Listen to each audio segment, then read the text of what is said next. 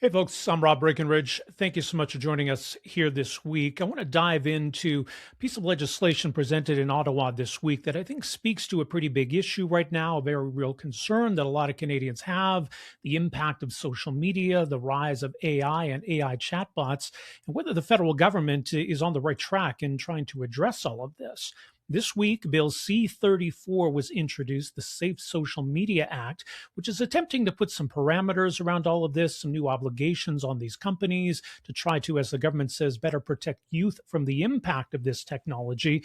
This raises a whole lot of questions about how all of this is going to work, what this looks like moving forward. Someone who's been watching all of this very closely, trying to better understand the impact of Bill C-34 is Michael Geist. He's a law professor at the University of Ottawa, holds Canada Research Chair in Internet and E-commerce Law, and has been writing about all of this at his excellent website, michaelgeist.ca. Dr. Geist, thank you so much for joining us here. Oh, thanks so much for having me. First of all, obviously you've been following digital law and policy for many years.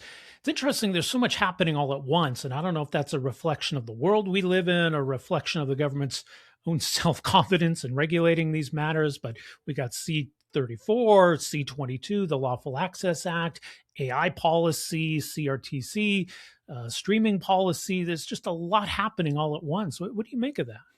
It really does feel like everything all at once when it comes to this stuff. If I was a skeptic or a cynic, perhaps I would say that, is this a proverbial flooding the zone where they're putting so much stuff out that it's difficult for anyone to really pay attention to any one thing? I get a more hopeful response is that, listen, these are important issues. Some would argue that in some ways it's overdue for the government to deal with some of these issues, and so it's getting around to dealing with it. But seeing all of this crammed into really just over a very short couple-week process makes it difficult, very much to process it and to really take it into account. I was having a conversation earlier today with someone about the AI strategy, and we were talking about how it felt almost lost in the shuffle already. I mean, it's literally just been a week or so as we discussed this. Since the government introduced it, but already we've moved on to online harms. And I do wonder if by next week, once the privacy bill comes forward, whether it will get lost, that will get lost. The online harms bill will get lost because we'll be now on to yet another bill. Yeah, who knows? Well, online harms, and that's kind of what this Bill C-34 is, and it's not the government's first attempt at legislating in this realm. Now, previously, I think there was an attempt to really introduce criminal code provisions into a lot of this. That's not there, but how significant a departure is C-34 from what was previously on the table? That's an interesting question. So you are right. There were elements that were, I think, that raised serious concerns in their prior attempt to deal with this. It was Bill C-63 at the time. And in particular, the inclusion of criminal code provisions and Human Rights Act provisions, I think left a lot of Canadians concerned that government was focused more on restraining or regulating certain kinds of speech as opposed to dealing with some of the harms. And in some ways, I think it was responsible really for sinking the bill, because when we looked at what the government had proposed in terms of regulating the platforms, I'm not going to say that everybody agreed with everything. They didn't, but there was something there that I think many thought they could work with. And it got lost a little bit as the debate shifted towards these other provisions. I feel in certain respects, the government didn't really learn its lesson, because that core element is back. And I think it's as I say, remains, I think, the best chance we've got to deal effectively with some amount of balance with some of these issues. But they now have, of course, brought in these other elements like the social media ban that is attracting virtually all the attention, and I think will also prove to be sort of the focal point for a lot of the debate, when there was instead, I think, an opportunity to try to move ahead with something a little more lightweight, a little slimmed down, but would likely have, I think, have been more effective. And in fact, that's exactly what they did with the AI chatbot issue that we can get into if you like, where, there were calls to do more. The government resisted that, came up with, I think, a pretty reasonable balance on AI chatbots. Had it done the same with social media, we'd probably be talking about how the government did a pretty nice job of having a focused bill targeting some of the real harms, and how quickly can it get through this process. Well, that's the thing, as you say. I mean, there are legitimate concerns around all of this. So it's not as though this isn't a realm for government to be legislating in. It's just kind of the question of whether they've got the right balance, the right focus. But underlying it all, how real are the concerns about the impact of social media on kids, the responsibility on these companies? Yeah, listen, I think there are obviously real concerns, and they are legit. There are concerns about the privacy side of how our data is used, although the privacy bill will presumably deal with that. There are concerns around design in terms of some of the addictive qualities of these services. There are concerns about the transparency with respect to what these companies are doing, what their policies are, how effective and consistent are they when it comes to enforcing those policies. Those are all real issues. Now, I don't think those are issues that are exclusive to kids, though, right? I think those are problems or concerns that are across the board. And the idea that if you suddenly turn 17, that suddenly everything's great. I'm not so sure that that's the case. In fact, I don't think that's the case. And so it seems to me that the far better approach, rather than walling off a certain segment of society, the far better approach, quite frankly, is to ensure that you've created a safe environment for everybody. So this is what's interesting. So the government says it's going to ban social media for kids under 16, with some exceptions. So it wouldn't necessarily be an automatic and blanket ban for all children on all platforms, but in terms of how all of this is going to work, and this is where the devil's really in the details, because it sounds like initially it kind of will be a blanket ban, and then we'll just sort of figure out the rest later. I think that's right. I think this idea of some sort of mechanism whereby it's temporary is, at least in the short to medium term, an illusion. And in that, I think that's just the reality based on the timing that government officials are now proposing. It's probably worth noting that when this was launched, the minister talked about the social media ban taking effect immediately. Felt as if he hadn't read his own bill, because if he looked at his own bill, that was clearly not going to be the case. And so government officials kind of walked that back fairly quickly and said, no, it's clear that there is a need for assortment of regulations for this to take effect, because this may surprise some. The reality, if you ask me right now, which social media companies does this bill cover? The answer is none. There are no social media companies that are covered by this legislation right now. They all have to be identified by cabinet that has to set thresholds to determine who actually is going to be covered by this. Now, we can make an educated guess as to who's likely to be covered, but the reality is nobody is right now. So you need those regulations to take effect.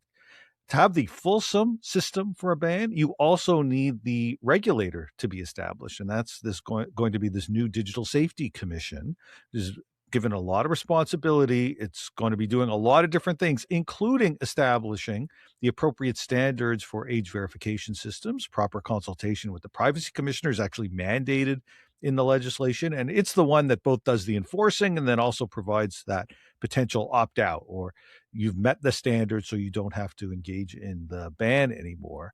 But the government now says it wants to run ahead with this without the Digital Safety Commission in place. In other words, they're saying we're going to require this just by virtue of the fact that we've named which social media companies are subject to this. But none of the standards that the commission is supposed to establish will have been established. There'll be no privacy consultation associated with this. Certainly no exemption, because there's nothing to exempt at that point. You don't even have standards in place. And I do even wonder if you have enforcement, because to enforce something suggests that you've got something to enforce against. And Right. to go to a company and say, you didn't meet the standard, the company's going to say, well, you didn't establish the standard. And so how exactly are you enforcing against them, at least during those early years, when you haven't actually gone ahead and established the standard in the first place?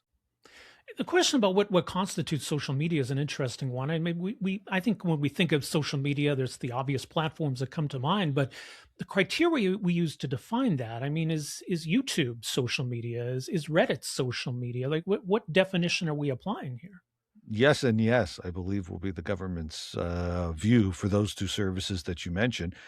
It's going to focus frankly, on usage rates is going to be its main focal point, I believe. So the legislation itself has a general definition that would capture some of those kinds of sites. And this is going to be more about thresholds, or the ability for the government to identify specific services that might not meet the threshold but still want it covered, which itself, I think, raises concerns. The idea that we're entering into a world where the government itself gets to pick, or not the government, the cabinet gets to pick who's regulated, which services, is I think going to strike some as itself highly problematic. These are the sorts of things that you'd want to see done either by way of Parliament setting these standards or by way of arm's length independent regulator taking care of those issues.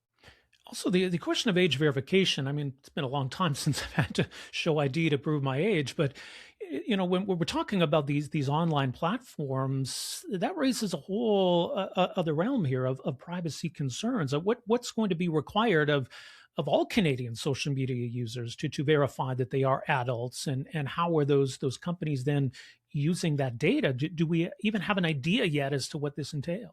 Yeah, no, I'm glad you mentioned that, because the what is sometimes less appreciated, I think, by some, is that a social media ban for under 16s requires that everyone be age verified, right? Because you can't just identify who's under 16 and say they're out. You have to make sure that those who are trying to access the service have that ability to verify. So we are talking about a system that will require the vast majority of Canadians, tens of millions of Canadians, to verify, to post a family picture on Facebook, to post a comment on Reddit, a video on YouTube. That's the system we've got in place, and that's why the privacy issues associated with this are so important, because we are talking about massive amounts of verification, huge amounts of IDs being sent to someone. Although I even see today, there's now speculation the government has said, well, maybe they'll create the age verification system. And I'm not sure a lot of people are going to be all that comfortable with that. But nevertheless, we'll see how all of this plays out. There are big risks. And in fact, I say, listen, the government even recognizes that there are risks. That's why they have put in the legislation a mandatory requirement to consult with the privacy commissioner and take the privacy commissioner's recommendations into account. And that is also why I would say it is so dangerous that the government now appears prepared to sideline all of that in an effort to try to get this up and running as quickly as possible. So does that mean MPs who are going to ultimately vote on whether to pass this legislation, that it's almost like they're kind of voting on ideas or principles, or sort of, this is kind of what we want to do, but all of this is going to be fleshed out in the regulations?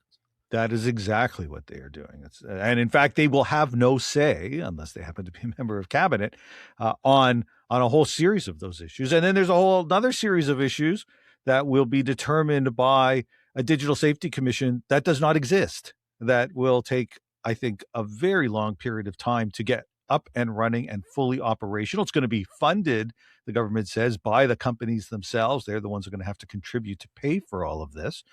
But the reality is building in that expertise, building in the bureaucracy, doing the initial work on the standards, then consulting the public, potentially holding hearings in some instances on all of that. That's just part of the responsibility of this commission.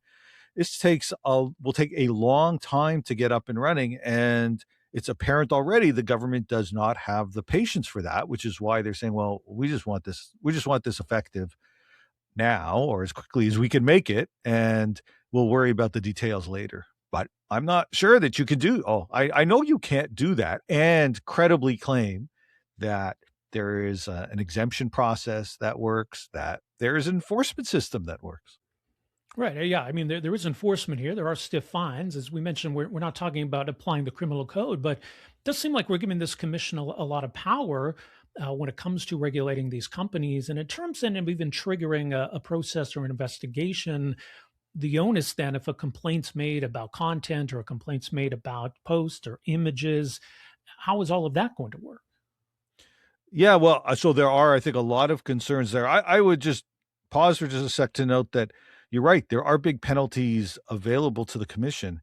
I wonder whether or not the commission can mete those out or levy those penalties if they haven't established the requisite standards in advance. So, for example, if you were to have a company, let's say X, just to pick one company that has been around the world, open to challenging government regulation, let's say, especially since Elon Musk took over that company and bought it. So let's say X says, you know what? No, we're not going to do this, or we're not going to do two sets of age verification, which X actually would require, because they would have to deal with an under 16. But because there's pornography available on the site, if those users in the gap years, in effect, between when they are eligible to use the service and then whether or not they're 18 or not and eligible to access pornography, might have to age verify again. So let's say they say no. They say, here's what we're going to do. We're going to ask you how old you are, and we trust you to tell us the truth. Now, I suspect the government does not believe that is going to be sufficient. The Digital Safety Commission may say that's not sufficient. But can they actually issue penalties against the company when they haven't established these standards itself, when they haven't followed their own law? I would think that's certainly something that is open to challenge if they tried to do it. It's interesting. We saw with the Online News Act, and Meta said, look, I mean, if you go ahead with this, we're going to take news off our platforms. And the government kind of thought they were bluffing. They clearly weren't. We see with Bill C-34, the lawful access bill, companies like Signal or WhatsApp are saying, look, if you go ahead with this, we're going to pull out of the Canadian market. It's just not workable. I think we see some concern here, too, that companies might actually withdraw from Canada. How real a possibility is that? Yeah, no, that's an interesting question, and I do like the reference to the Online News Act, because I think there are actually some real parallels where the government was essentially in that instance establishing something based more on hope or a concept and leaving many of the details till later, and taking the position that those that were skeptical or critical or indicated there might be some real negative consequences in terms of how companies responded, that it was all just a bluff. And obviously we've found out that it wasn't. Now, in this instance, I'm not so sure that we are going to see exits because of this. I think, frankly, we're far more likely to see exits of either service or companies based on the lawful access bill on Bill C-22. Companies there made it clear that some of the things government is thinking about are incompatible with their services, and if faced with the choice, they will leave the market. In this instance, there's probably too much uncertainty for a company at this stage to say I'm out. And some of these companies are so large here that they wouldn't do that. In fact, there will be, I believe, for them any number of different mechanisms to try to challenge all of this in terms of waiting to see how it plays out. I would also expect that we'll see a charter challenge against these rules. Children have rights under the charter too, and so the idea that the government is taking the position that there's a whole segment of society that can have no access to this information or participate in this way is prima facie a violation of the charter. The only question is whether or not it can be saved. And is this narrowly tailored enough when you've got the entire country having to age verify when you haven't set all the rules in place? I'm not so sure. That feels like a risky approach to take. I can see the parallel is that, like with the Online News Act, the argument is sort of, well, Australia did it and everything's fine, so therefore we can do it and everything will be fine. I mean, it maybe misrepresents the Australia situation. There's a lot of nuance there, but what do you make of that argument? Yeah, no, you're right. That's a really important additional parallel that in some ways we are following Australia yet again. That was to our detriment with the online news. In this instance, the Australian experience, at least so far, tells us that this is a bad idea, right? In Australia, it has not worked, or at least not worked well, where we find that months later, about 6 months since this was established, the majority of teens who are on social media who would have been covered by the ban are still have a social media account. They're finding different ways to circumvent. And I think perhaps even more troublingly, they are going to less safe spaces. So they're seeking out services that find themselves outside of the regulation, where there may not be safety teams, where there may not be some of the efforts to try to keep kids safe. And so they're actually more at risk as a result of all of this. So to the extent to which in the last instance, the online news, they looked at Australia, and there were some that were saying this was a good example.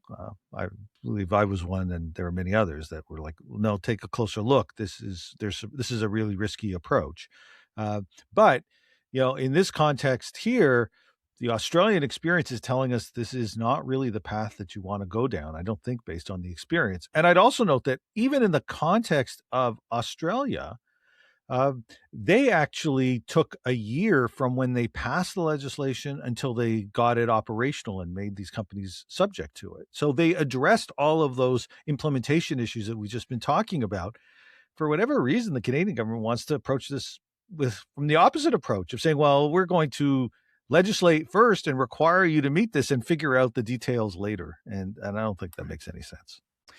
So we're early on here. I mean, the bill's just been tabled, but as you alluded to earlier, there seems to be an intent to fast track this. So what's the potential then that this bill can be steered in a different direction, or at least an opportunity for MPs or perhaps even the Senate to sort of go through and make some changes? Yeah, I think that's still unquestionably going to happen. This is not going to happen overnight. If anything, it feels like the government was anxious to put this in the window, get the bill out before the summer. But come the fall, this will be an issue. This will be an issue I suspect that they hear a lot about throughout the summer. And once we get to the fall, it's only early stages. It will ultimately go to a committee for study. This is one of those issues that everybody has an opinion. I think there'll be a lot of people that want to provide it to the committee. And then it'll go through the same thing at the Senate as well. So this isn't going to pass overnight. Even with a government majority, this is something that I think is going to take a bit of time. And, it's going to be a pretty full agenda because, as we're hearing, that over the next few days, early next week, we'll see the privacy side of this introduced, all of this within the broad umbrella of the government's AI strategy. So there will be at least those two big bills in the fall. And at this stage, it looks like there may still be some of the review plus a Senate review of the lawful access bill. So digital policy related issues are going to be a really big part of what we see in the fall session. And Michael, let me just ask you about another issue, this kind of cloud that hangs over everything the government's doing right now, what's happening in Canada. I mean, C-34 sort of speaks to this in terms of content. C-9, in terms of combating hate, speaks to this kind of insidious hatred we're seeing in Canada. It's an issue you've kind of been pulled into, as a lot of Jewish Canadians have, in responding to this very troubling rise in anti-Semitism, how that's affecting Canadian society. I mean, to his credit, the Prime Minister, did take this on in a recent speech and has outlined some steps that his government is going to take to try to get a handle on this problem. I mean, just your thoughts, first of all, on whether we're seeing a proper response to this and how this has become such a concern right now in Canada. Yeah, no, I mean, thank you for asking about that. I have to say that from my perspective, grandson of Holocaust survivors, this truly was unimaginable in this country, and it makes me feel like I lived through a period of a golden age for the Jewish community in Canada when these were not top of mind concerns for a very long period of time. But more recently, they have been. The level of security that is now needed outside of community centers and synagogues and schools is something that frankly you just don't see for any other community. And the degree to which you see anti-Semitism, if not normalized, so prevalent is just is shocking. I have long felt that we needed better leadership. I don't think that solves the issue, but I think leaders can signal what's appropriate and then also signal where there needs to be effective enforcement of certainly existing rules and identify where the rules fall short and other things that we can do that respect our Charter of Rights and Freedoms, but at the same time ensure that people have protections from some of the kind of hate that we see. And I think that many of our leaders have fallen short in that regard. And while I was glad that the Prime Minister decided to make this a focal point with a speech, I thought the speech itself, I must admit, fell short as well. I think that it said some of the right things in terms of taking ownership of the issue and saying there is a real problem, but it really didn't call out all the sources of the problem and didn't really come up with many solutions. And so we are, in my view anyway, long past the time where mere recognition that there is a problem is good enough. I think the need for some solutions or real action is needed there, and there was less of that in the Prime Minister's words. Absolutely. Well, much more on all of this, michaelgeist.ca. And as you say, at least on C-34, we'll watch for further developments next week and beyond. Really appreciate the overview of all of this. Thank you so much for your insight and your time here today, Michael. Thanks for having me, Rob. Appreciate it. All right. Our thanks once again to Michael Geist, law professor at the University of Ottawa, Canada Research Chair in Internet and E-commerce Law. A great resource for some insight on these issues and a really great overview of some of the possible implications of Bill C-34 and a lot of the unanswered questions about what this is all going to look like in practice. It's another interesting angle to keep an eye on, and it is something that Michael Geist touched on in a recent post, the potential trade implications of this bill. And you might not make that immediate connection, but again, you think about a lot of these platforms, we're talking about US companies. So go back to remember the digital services tax that the Americans weren't happy about, that Canada agreed to remove to sort of take that trade irritant off the table. We saw just recently the CRTC was going to move forward with a plan to have big streamers basically triple what they're forced to pay in terms of contributions to Canadian content. The government has now asked the CRTC to back off on that, so as not to have another trade irritant on the table. So here, potentially, if there's a perception that U.S. tech companies are being singled out or treated unfairly, that could be a trade irritant. And we've certainly seen, I think the White House is willing to go to bat for U.S. tech companies. They've worked to foster that relationship. So we shouldn't be oblivious to that possibility that this could impact our trade talks with the United States. Now, you might say that this is important enough that we should still pursue this. But you can't ignore that potential implication, I don't think. This was a question that was put to the Culture Minister, Mark Miller, at his press conference this week. This is how he responded to the question. Given the size of the maximum fine and the reaction from Washington to previous attempts to regulate internet companies that operate in Canada but are based in the U.S., was that a consideration at all in terms of drafting this bill and the kind of fines or kind of punishments you can impose on these platforms? The most important consideration was to protect kids, Laura, first and foremost, Canadian kids. The reality is we have discussed with a lot of these platforms what this law would look like. The reactions, to be quite frank, have been anywhere ranging from, frankly, cautiously optimistic to neutral. Wait and see, obviously, until they inspect the content of the legislation, just like MPs are doing currently. I'd say there's a distinction between large platforms feeling they are being taxed or feeling their revenues are going to third parties that they don't control, perhaps distributing money to competitors, and making sure there's a standard for protecting kids. I'm not going to presume that the administration in the U.S. doesn't want to protect kids. And in fact, we see many acts in Congress that are starting to mirror in a piecemeal fashion some of the most important parts of this bill, which is first and foremost to remove material, but also to prevent the harms from happening in the first place. So an interesting response there. I don't know if it's necessarily true that the U.S. will understand what we're trying to do here and not raise any concerns. But there also seems to be an implication of what he's saying there, that this is a way to bring some of these companies to the table, and maybe they'll proactively make some changes so that they're less exposed to this legislation or the potential fines or implications. I guess we'll see. I mean, the law is still there. They'll still be subject to the law.